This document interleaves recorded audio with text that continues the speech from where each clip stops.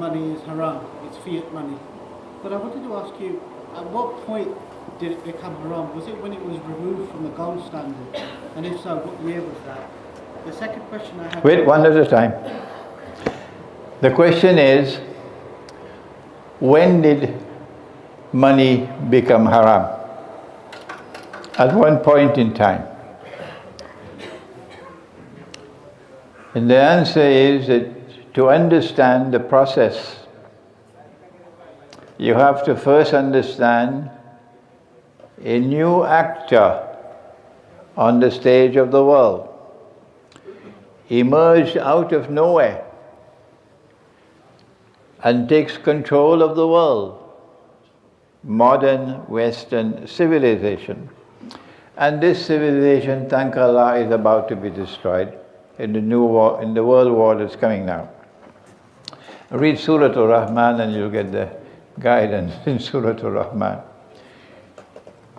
And this civilization has within it Gog and Magog, Ya'juj and Ma'juj. And they are the ones who commit fasad. Fasad is that which corrupts and destroys. Inna Ya'juj wa Ma'juj mufsiduna fil ard. There are those, and there are many, who believe that Gog and Magog will only be released at that time when Nabi Isa alayhi salam returns.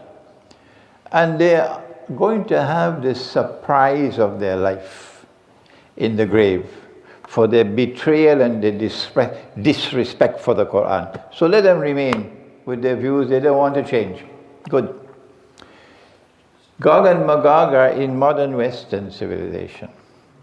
And they have this capacity to commit fasad, to corrupt and destroy. And one of the things, one of the most important things of all that they corrupted was money.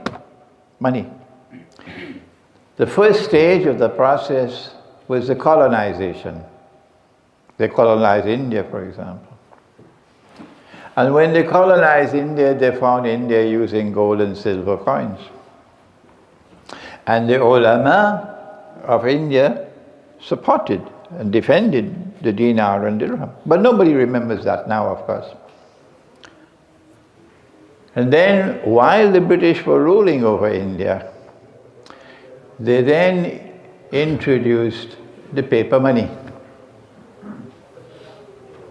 And they were insisting that the paper money is redeemable in gold, and therefore it's halal. There were those of the ulama of India who recognized in which way the wind was blowing. They were men of insight. And they were also men of backbone. And that's what the fast of Ramadan is supposed to do. It's supposed to give you insight, and it's supposed to give you backbone. So if the day of Eid comes, and you still are the same as you were at the beginning, no insight and no backbone, only recycled paper, your fasting has not delivered anything. When they brought in the paper money, some of the ulama of India stood up courageously and denounced it, and insisted you have to remain with dinar, which is in the Quran, and dirham, which is in the Quran. But there were prominent ulama, and I don't want to mention any name, I don't want to embarrass anyone. There were prominent ulama who supported the paper money, even wrote books to support the paper money. Yeah. The paper money was codified in a system in 1944. Prior to that, Britain was doing what she wanted to do wherever she had her colonies. She established her own money wherever she had a colony. And the money was supposed to help her to become richer. So the money was going to support the suctioning of money from the colonies to Britain. And then came the Second World War, and that stopped now. And in the Second World War, you now have the systemization of the monetary system at a place called Bretton Woods. You know the subject. And in Bretton Woods, they decided that only one currency would be redeemable in gold, the US dollar. The US dollar used to be traded at $20 for 1 ounce of gold. You could take 20 US dollars to any bank and you'll get an ounce of gold, $20. Sounds like Santa Claus stuff now, doesn't it? $20, yeah. And then came 1933, and the US government banned the use of gold. Banned it. You can't keep gold. You can't use gold as money. You could keep jewelry, yes, but not gold coins and not gold bars and not gold certificates. You have to give it to the government at 20. At 20. And if you are caught after a certain time, you go to jail for 6 months, or you pay $10,000 in fine. And after the American people had sold all their gold or transferred all their gold for paper at 20, then the US government removed the ban, but changed the value of the paper. It's no longer 20, it's now 35. So the American people were ripped off of 41% of their gold, just like that. Okay? That was the opening rounds, 1933. And then after that came 1944, with the Bretton Woods Accord, and then came the International Monetary Fund. And only one currency in the world is now redeemable in gold, and that's the US dollar at $35 an ounce. But not you and I. We can't do it. Only a central bank. Only a central bank. And all the rest of the paper money in the world, including the Islamic Republic of Pakistan. That's right. And the Pakistani feel that I'm anti-Pakistani. No, I'm anti-nonsense. And I'm anti-betrayal of the Quran. That's what I am. Betraying the Quran. From day one to this day, up to now, Pakistan is betraying the Quran. Yes. The Pakistani rupee has no relationship with gold, never had and will never have. And you say you have ulama. It was just paper, that's all. But the relationship is with the US dollar. So when I reached Pakistan as a student in 1964, I spent 1 year at Al-Azhar, 63 to 64, and then I left Al-Azhar and I went to Pakistan, and that was the best decision I've ever made in my life. To leave Al-Azhar University and go to study with Maulana Fadlur Rahman Ansari in Pakistan. The best decision I have ever made in life. Yes. 1 US dollar was 1 rupee 75 paisas. And you used to have chawanni and athanni. Now you don't know what's chawanni. You don't know what's athanni. And today, instead of 1 US dollar being 1 rupee 75, it is how much? 45. 145. Yeah, and still they have peanuts in their head. Is it peanuts they have in their head, or is it potato chips they have in their head? It doesn't matter to me if people become annoyed with me. No, it doesn't matter to me at all. If one voice has to stand up and say it, I'm going to say it. That's why I can't visit Pakistan, no. I would love to go to visit Pakistan, but I say it's no longer the Islamic Republic of Pakistan, it's the Islamic Republic of shoeshine boys of Muhammad bin Salman. You think I could go to Pakistan after saying that? No, I prefer to die without ever returning to Pakistan, but to have the freedom to speak the truth. Yes. They remain with that rotten system until 1971. It was Charles de Gaulle, not any Maulana, not any Mufti. It was Charles de Gaulle who in 1966 in the French National Assembly, he stood up and he denounced the system, and then long years later came Dr. Mahathir. But before them there was one man in Indonesia. Nobody remembers him today, Ahmad Sukarno. And those who remember him usually laugh at him. They laugh at him because Sukarno took Indonesia out of the IMF. That's right. And these, excuse my language, these donkeys laugh at him because they got their PhD for some British university or American university and become our leaders. Sukarno took Indonesia out of the UN and took Indonesia out of the IMF, and on Judgment Day I pray that Allah may bless him for that. Okay? But then came de Gaulle, and when de Gaulle challenged them in the French National Assembly, then the Zionists took over and they removed de Gaulle. He lost the election.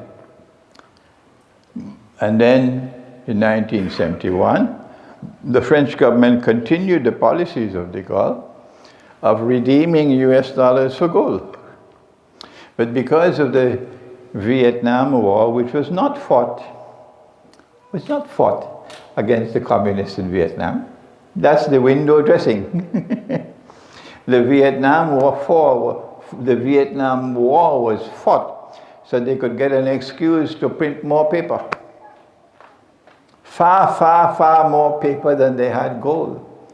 And de Gaulle could see it, but our Maulanas couldn't see it, no? And when he denounced them, he started redeeming US dollars for gold. You're not supposed to do that. And when they realized this is dangerous, if he keeps on doing this, we don't have enough gold for the paper we printed. If I do that, they put me in jail. But Uncle Sam does that. All he has to do is what Nixon did in 1971. Nixon said, we gave our word, but we don't have to keep our word. We gave our word under international law that in this monetary system which we have established, the United States government commits itself to redeem US dollars for gold at the rate of $35 for 1 ounce of gold. We gave that promise, but we don't have to keep it. That's the great United States of America. Yes. And since 1971, the US dollar went into no man's land. It started dropping from 35 to 40. And then in 1973, they were able to solve the problem with the Arab-Israeli war. And then King Faisal imposed the oil boycott. And what happened? The price of oil went up by 400%, and the value of the US dollar collapsed by 400%. That is what Kissinger wanted. And when Kissinger saw that, and the Arabs are now 4 times more wealthy, then he flew to Riyadh and he fooled Faisal, because Faisal had only peanuts in his head. May Allah have mercy on him. He was a better man, but he still had peanuts in his head. And Faisal agreed. Kissinger said, what you're getting is peanuts. If you will commit yourself to sell oil for only US dollars, that's all you have to do. You'll become fabulously wealthy. And Kissinger was speaking the truth. So then came the birth of the petrodollar. And where is it in the hadith? It's there in Sahih Bukhari. Yes.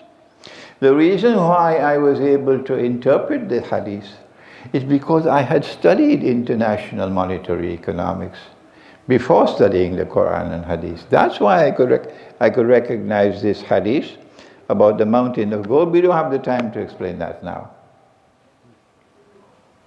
And so the US dollar became a petrodollar.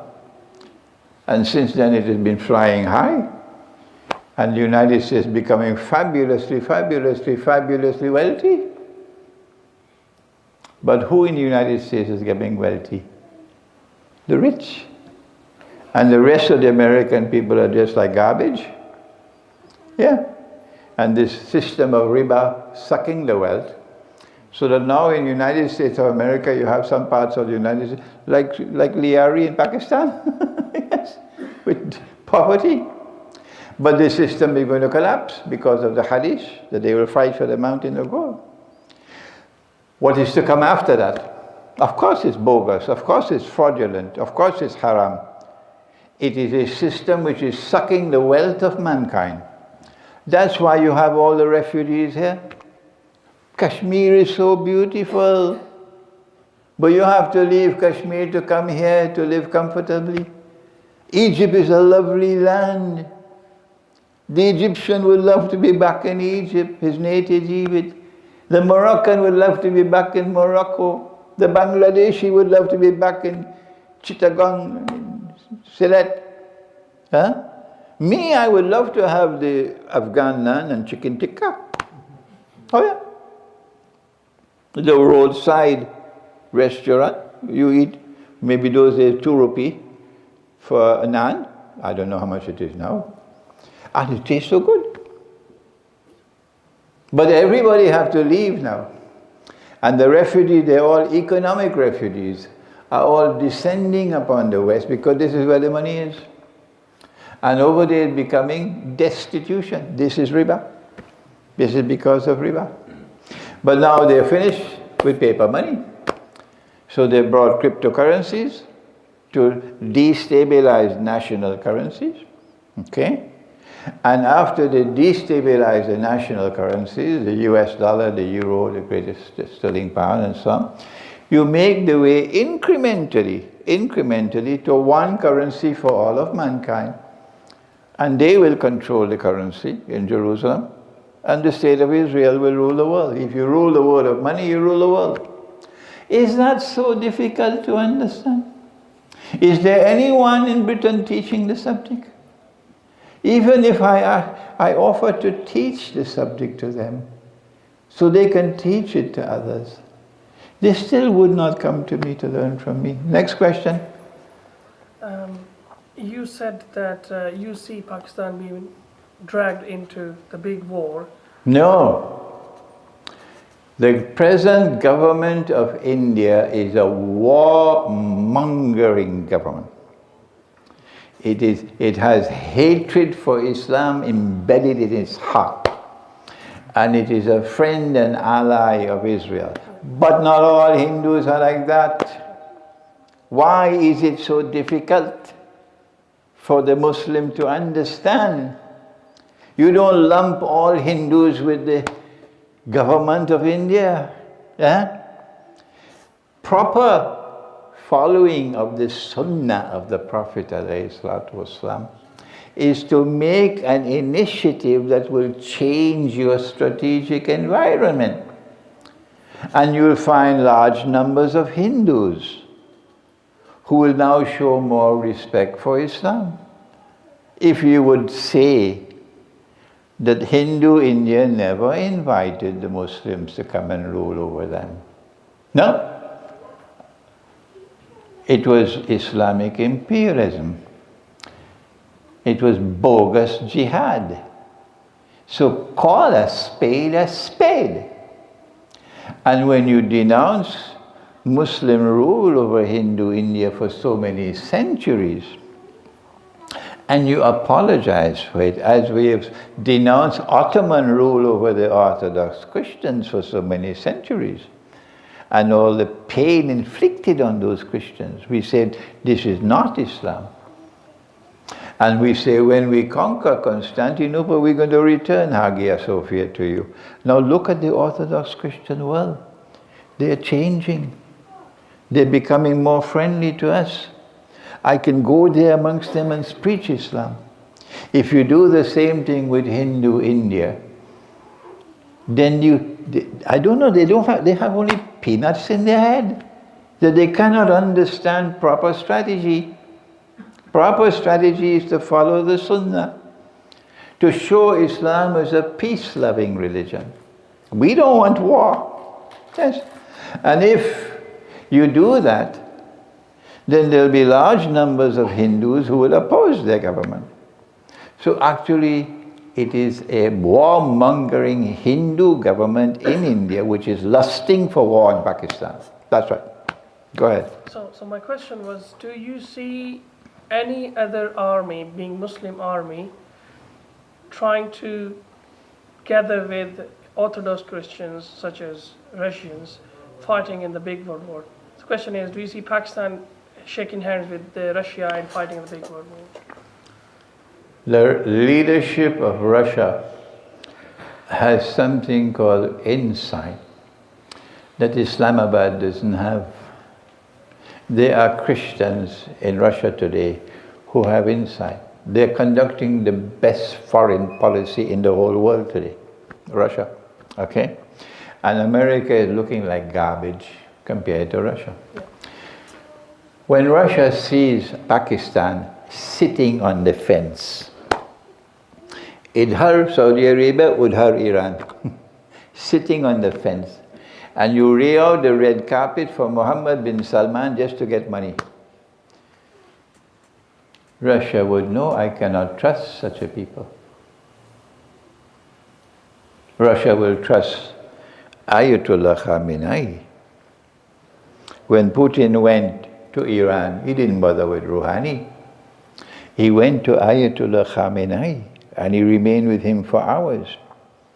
Ayatollah Khamenei controls the Iranian armed forces. This is a man I can trust. When Russia returned to Christianity, the Chinese looked at Russia and said, now we can trust them. They couldn't trust the Soviet Union. So when India attacks Pakistan, it's only a matter of time. There is no way that Pakistan can win that war. You can fire off a few nuclear weapons and so on, kill a few million people and so on, but at the end of the day, Pakistan cannot win that war unless China intervenes to help Pakistan.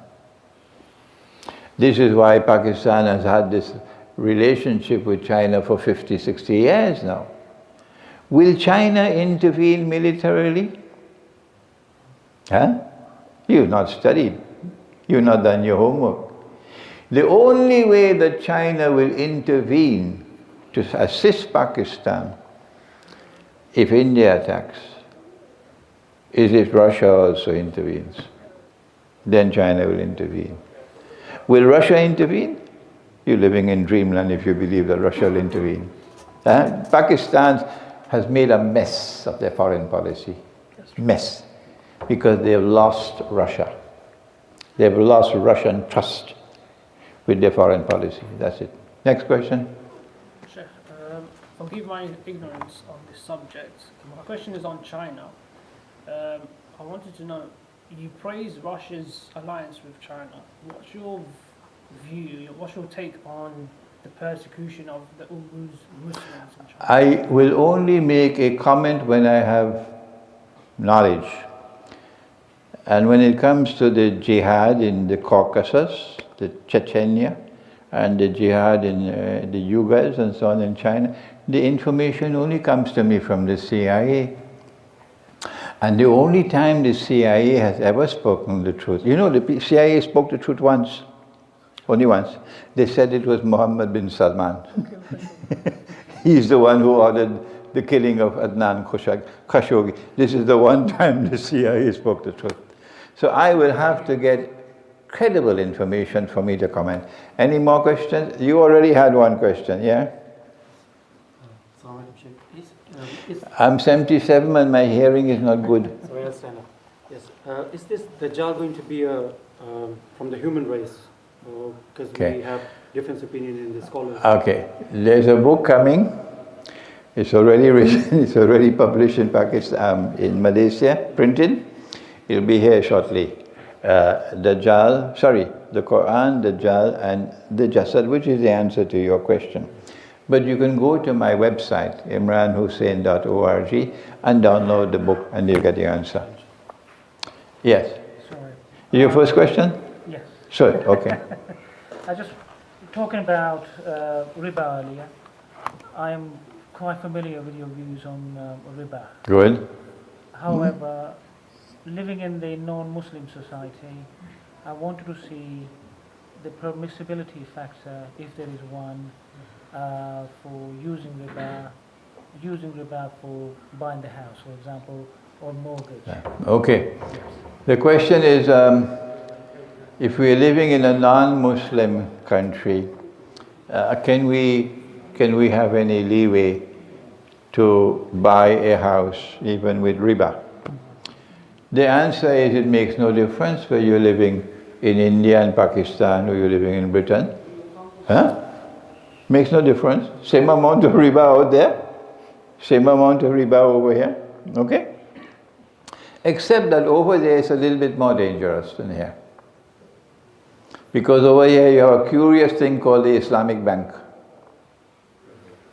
And the Islamic bank is worse than the commercial bank. Because the Islamic bank is giving you riba through the back door, whereas the commercial bank is giving you riba through the front door. Okay? If you do not understand what I'm talking about, go to my website and read my essays on the subject. 1 second.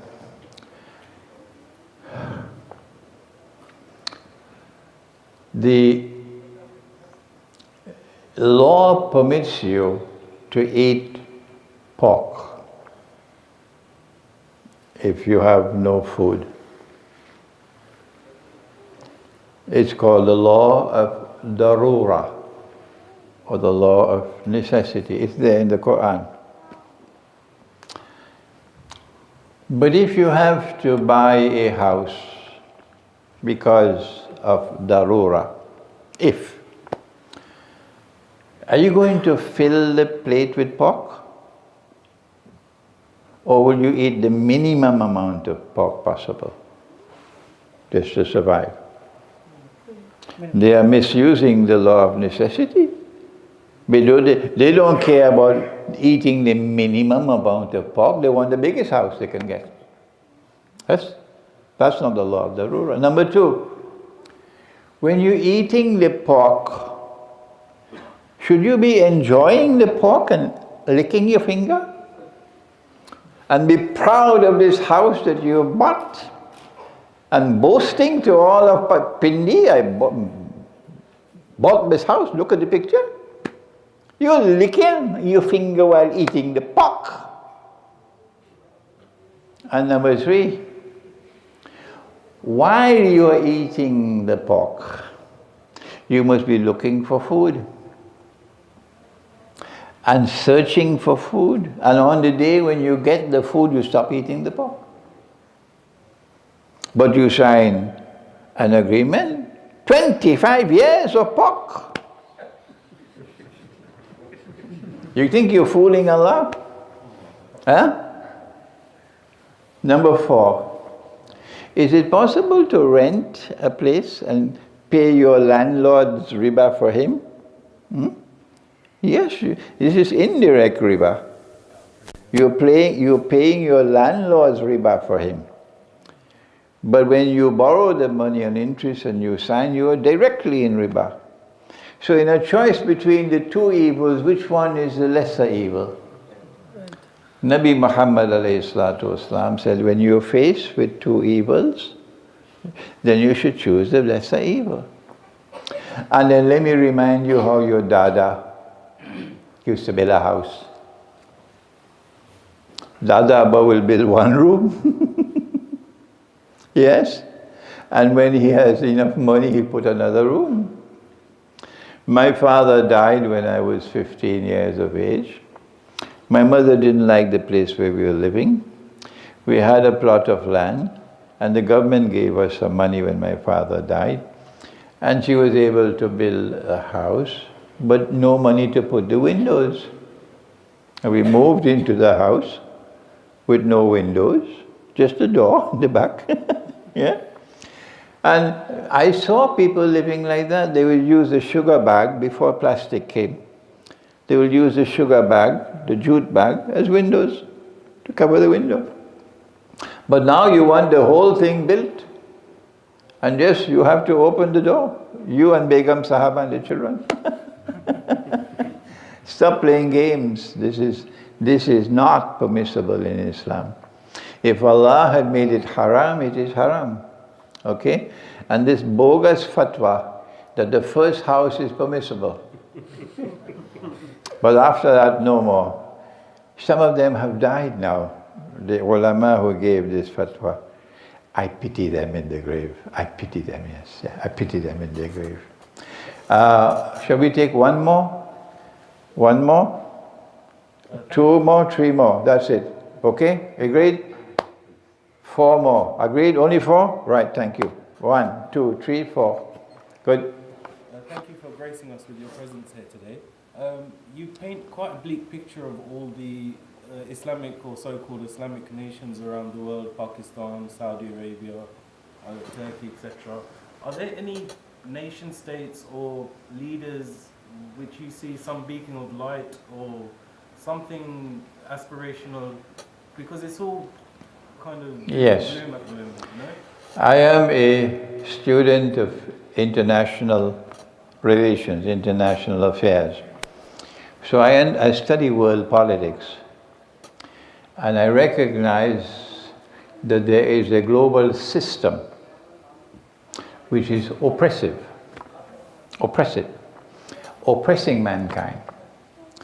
And that anyone who refuses to bend your knee before them, you become a rogue state and they wage war on you.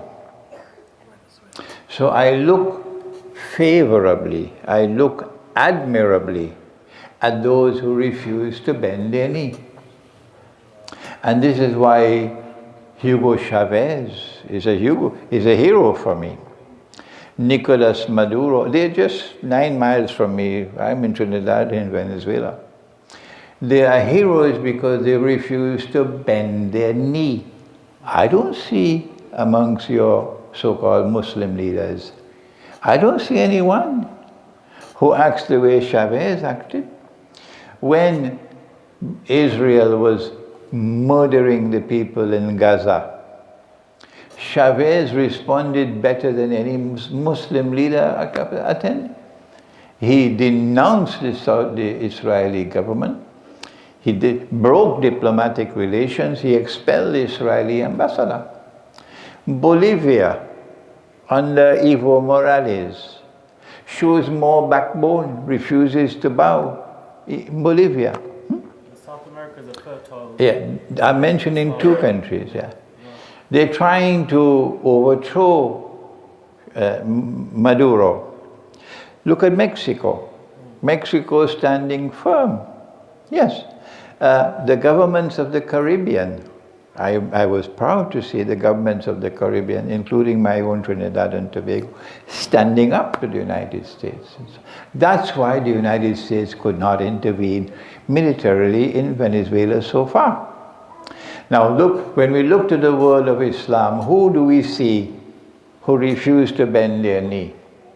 With all the mistakes that Muammar Gaddafi made, as much a clown as he was, the reason why they removed him was because he refused to bend his knee.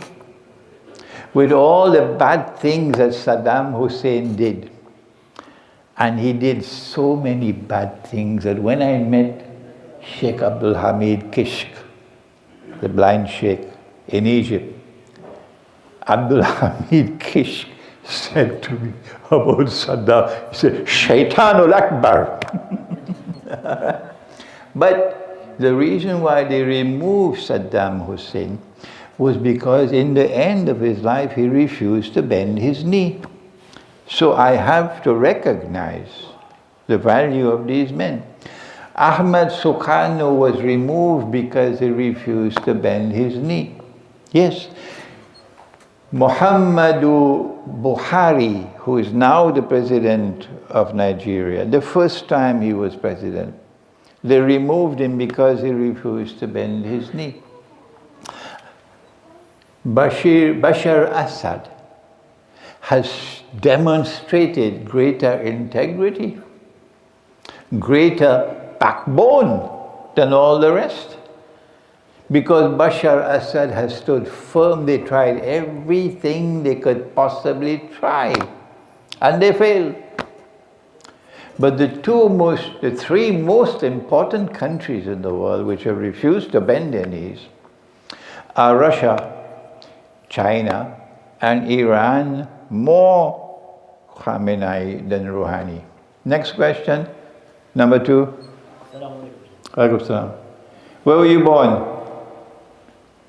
Where were you born? Libya. Yeah. Oh, I could see. Go ahead. I do recognize the fact that the Ottomans, I do recognize the fact that the Ottomans committed much hostility against the Orthodox Christians, and I really support your idea of giving back Hagia Sophia to the Orthodox Christians. But where do you come with the idea of that Christianity is still valid today, despite the fact that Prophet Muhammad sallallahu alaihi wasallam, he was the last of the prophets, and one of the last ayahs in the Quran, وَمَنْ يَبْتَغِي غَيْرَ الْإِسْلَامِ دِينًا فَلَنْ يُقْبَلَ مِنْهُ. Wouldn't it be, if we understand Christianity today, if we take it as valid, it will discredit Prophet Muhammad and his message. In fact, I believe when Jesus ﷺ comes back, I think he wouldn't come as a prophet. He would come only as a political leader. No, enough. I don't want you to go any further. What you have to do is to come and spend some time in my company. I wish. Yes, because I can't respond to you. I'm going to take 2 hours. I have to take 2 hours to respond to you. I've been reading the Quran. Yes. No. I don't want you to go further, because you've already made some significant statements that you'll probably not want to make after we sit down and talk. Okay? So let's leave your question until we can meet. Number 3. You're speaking too softly. Where were you born? Tunisia. Tunisia. Good. For a poor country in Africa that need to build infrastructure. Come closer to me. Yeah. A poor country in Africa that need to build infrastructure, and they don't have the basic needs. And the only way for them to build that infrastructure is either they have the knowledge and they have university to have electricity, or they borrow to actually do that. What is the solution for them? Had the ulama of Islam not betrayed the religion, we would not be in the mess in which we are today. I don't know if you can find in Tunisia ulama who have declared that the money which you're using in Tunisia is bogus, it's fraudulent, and it's haram. The subject is not taught in Jamiatul Azhar, it is not taught in the Darul Uloom. The Mufti graduates after 12 years of studies and he knows nothing of the subject, and yet he gives the fatwa. Not only is Tunisia going to remain poor, but the bad news is you're going to become poorer tomorrow, until your people are living in destitution. That's what's happening in the United States now. Yes, in the United States, the suction pump has taken wealth out of the people to such an extent that there are millions in the United States now who are living on the streets. Yeah. So that suction pump will continue to take the wealth of Tunisia. There's no hope for you to rebuild and become a better tomorrow. Rather, you have to prepare for a slavery which is coming ahead of you, unless you can get the ulama of Islam to wake up. That's why our Prophet said, sallallahu ta'ala alayhi wa sallam, the hadith is in the Sunan al-Bayhaqi, يوشك أن يأتي على الناس زمن لا يبقى من الإسلام إلا اسمه ولا يبقى من القرآن إلا رسمه. Meaning, the Quran is there, but you're not studying it. No. مساجدهم آمرة وهي خراب من الهدى. Now listen to the last piece. علماؤهم شر الناس ممن تحت أديم السماء من عندهم تخرج الفتنة وفيهم تعود. That is where we are today. That is why I don't see any hope. No, I only see slavery coming up. Slavery coming up. Unless we can bring a new generation of scholars of Islam, and that's why I'm in Britain. That's why I'm struggling in Britain. Because I've found about the young men here who were born in Britain. Born here. So they've studied, they know Western civilization. And who have graduated from the Darul Uloom. But who have not been brainwashed. Who are willing to think. They're flocking to me. They're attracted to my thought. I said, but wait, I never saw this in Pakistan. I never saw it in Malaysia. But I'm seeing it in Britain. So there will be something different here. So that's why I'm returning to Britain, not too regularly, because I don't want the British government to become too worried. But I'm actually fishing for a new generation of scholars of Islam who will be able to return to the Quran and study the Quran as it ought to be studied. If you read my books, you will see that I am studying the Quran differently from the Darul Uloom. And the last book I've written, which is not here yet, is still to come, on the Quran, Dajjal and the Jasad. I wrote that book to challenge the Darul Uloom. That's right. I said, come on to the Darul Uloom, come on, show me. Your way of teaching the Quran and my way, look at the difference. Next. 1, 2, 3, 4. Last one. Assalamu alaikum. Thank you very much for coming. And I pray. Where were you born? I'm from Pakistan. Lahore? Partly from Lahore and partly from Jhelum. Jhelum, okay. Lahore to Lahore. So I have one confirmation actually. You know, I used to tell them in Lahore, I said, the gadha and the mitti, the dust of the road of Lahore is more precious to me than the skyscrapers of Manhattan. This was when I was living in New York. Go ahead. So I have one confirmation actually and one question. And somebody asked you a few years back about the Great War. About? The Great War, Malhama. The Malhama. Remember, I'm like a schoolboy. My knowledge is slowly increasing. So I make mistakes and I have to correct myself. Yeah, go ahead. Yeah. He asked you about what he should do. He was from London and you suggested you should leave London and move to countryside. Yes, I still say that. I guess I still say that. Meant to be in an Islamic country as well. I don't know whether it's an Islamic country. Okay. I don't know. So I think you meant to... Yeah, go, yes. When the Great War takes place, it's going to be nuclear war. Even if a nuclear bomb does not fall on London, the lines of supply for electricity, for water, for food will all be disrupted. London by itself cannot feed itself. When you no longer have electricity, you no longer have water, you no longer have food, you're going to have anarchy. People are going to become like animals. From the time there is a suspicion that you have food in your house, suspicion, or you have water in your house, they'll come and break down. There'll be no police to help you.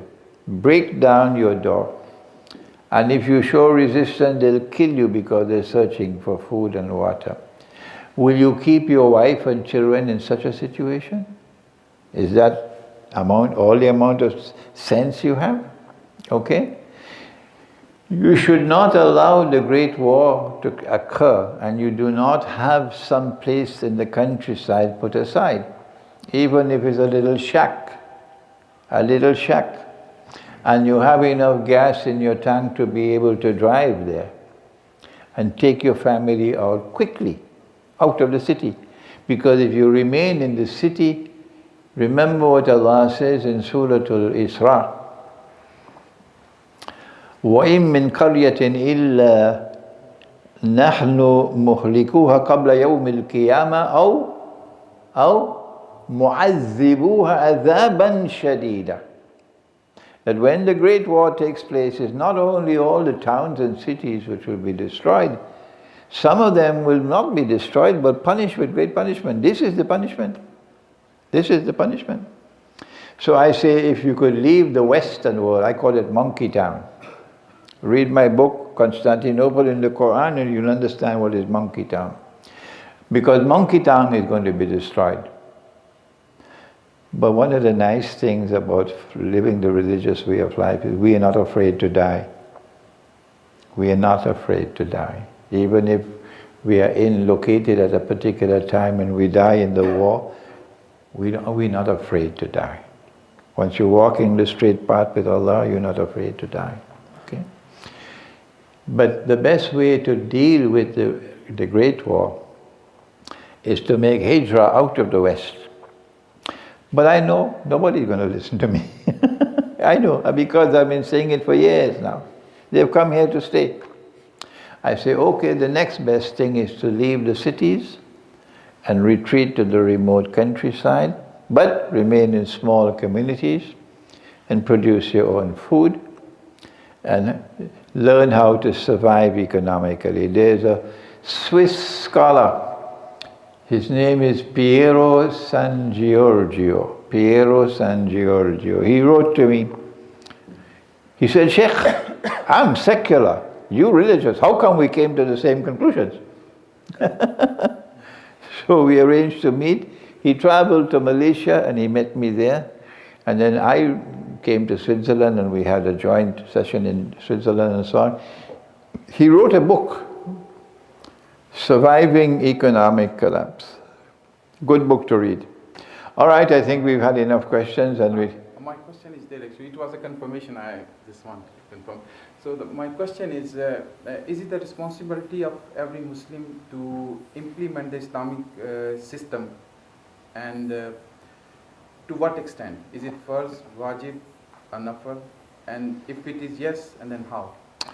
I have already answered you, in fact, that the ordinary Muslim does not have the same role to play in the Ummah of Muhammad alayhi salatu wasalam as the alim, the scholar. He is the one.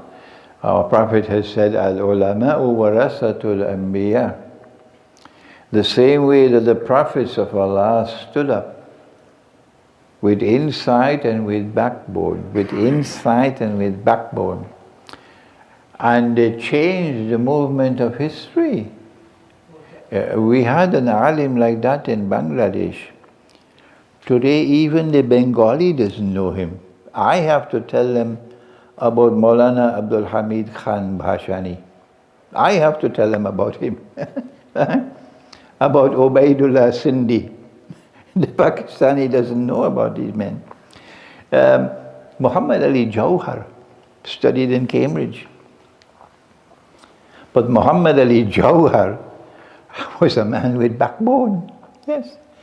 These were men who stood up. Maulana Abdul Bari, who was the head of the Khilafat movement, was a formidable man. When Gandhi came to him, and Gandhi said to him, you want the same thing that I want. We want the British out. I'm prepared to make an alliance with you. The Hindu came to the Muslim. The Muslim didn't go. The Hindu came to the Muslim. This is not representative of a people with hatred in their hearts. And this is the leader of the Hindus. The leader, Jawaharlal Nehru, is a secular nationalist. But Gandhi is a Hindu at heart. The difference between the two men. And when Gandhi came to Maulana Abdul Bari, said, you want the same thing that I want. We want the British out. And when the British out, we want to live as Hindus and you want to live as Muslims, so let's make an alliance. Abdul Bari was happy. Abdul Bari was happy. Then Gandhi said, I have only one condition, stop killing the cow. Stop killing the cow. Bari said, okay, yes, we stop killing the cow. We had men at that time who were ulama. I honor them, I respect them. You cannot change the condition of this ummah today unless and until you can produce a new generation of ulama, of scholars of Islam. This is what my teacher of blessed memory, Maulana Fadlur Rahman Ansari, he came to that conclusion. And he established the institute where I studied.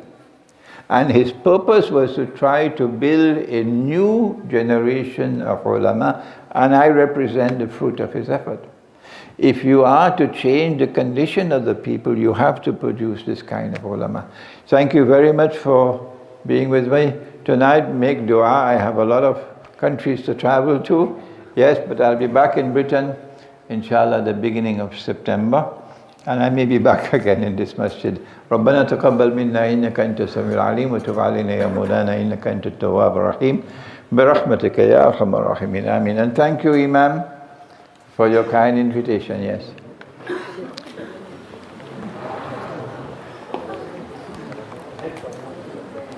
Yeah. Okay.